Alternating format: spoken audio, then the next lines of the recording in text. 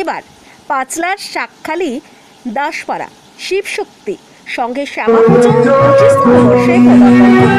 এখানে রজত জয়ন্তী উপলক্ষে বসে আঁকো প্রতিযোগিতা, সাংস্কৃতিক প্রতিযোগিতা, বিচিত্র অনুষ্ঠানের মধ্য দিয়ে ধুমধামের সঙ্গে কয়েকদিন ব্যাপী কালী পূজা অনুষ্ঠিত হয়। আগামী রবিবার বিসর্জনের দিন রয়েছে নরনারায়ণ সেবা। প্রতি বছরের মতো এবারও বর্ণাঢ্য শোভাযাত্রার মধ্য দিয়ে সকল গ্রামবাসীকে আগামী বছরও তারা এই ঐতিহ্য ধরে রাখবেন।